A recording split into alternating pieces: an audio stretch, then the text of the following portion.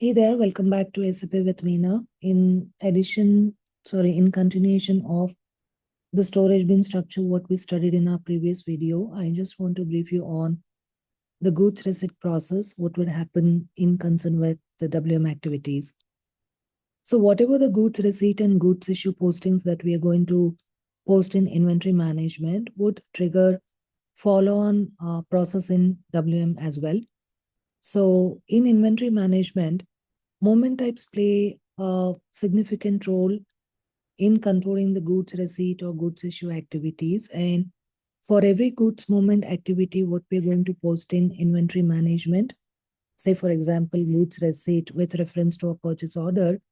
So that would post the quantity into an interim storage area, as you can see here, the goods receipt area, which is taken as interim storage.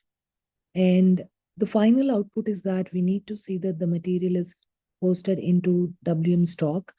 So we would also have transfer requirement and transfer order. Of course, I'll talk about that in the next video, but here I'm just emphasizing on the integration between IM and WM activities.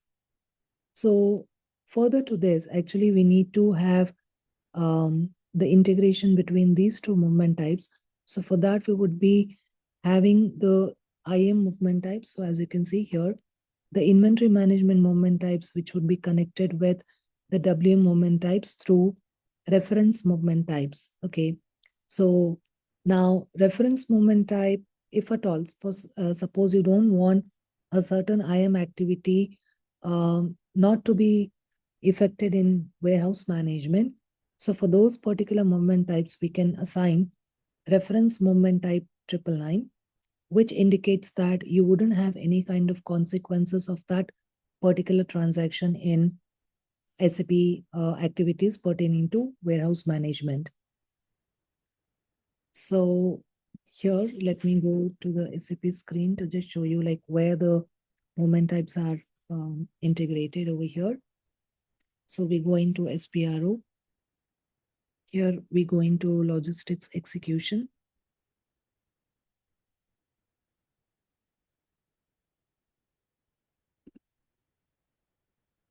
Warehouse management.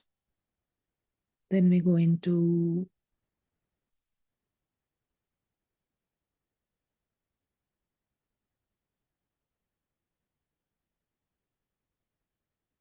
interface.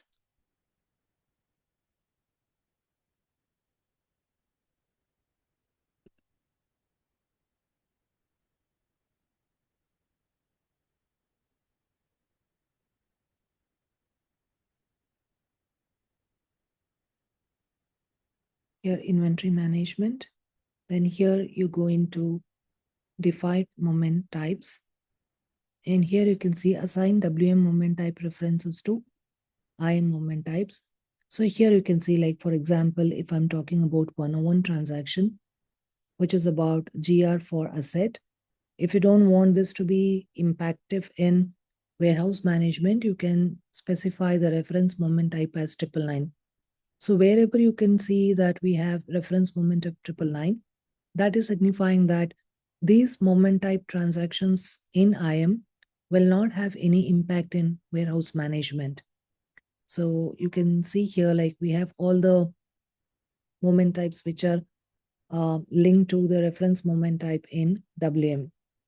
Okay, so this is where it would be done. And then you have LEWM interface to IM. So here you can see that, like, now star indicates that it is for all warehouses, the reference moment type, that is 101. And this is the inventory moment type 101. And as I said about the transfer requirement or transfer order, I'll be capturing that in a next video. So let's talk about these things later on. Okay, so this is where the assignments would be taken care on IM and WM moment types. Okay, so in addition to this, I did mention about the interim storage area. So that can be created on LX20.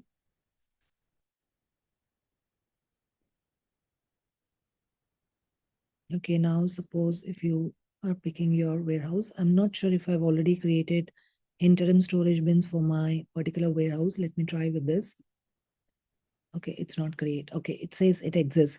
So in case if it is not created, here you would see that it is being created. Okay, so and you can click on create bins, but already it is created, and you can see here the interim storage bins generally start with, I mean, if you're talking about the standard, it starts with 9, and these are all the interim storage bins what we have for various activities like goods receipt, goods issue, all that. So we need to have this, and it's already created in my case. So whenever you are um, activating all the data from the scratch, when you come in here for your particular warehouse, click on execute, and you need to click on create bins and then save it. So that's how the interim storage bins would be created. So in the next video, I'm going to demonstrate on the transfer requirement, transfer orders, and how to activate auto creation of all that, and so on. Okay, so till then, stay tuned, stay connected. Thanks all. Bye bye.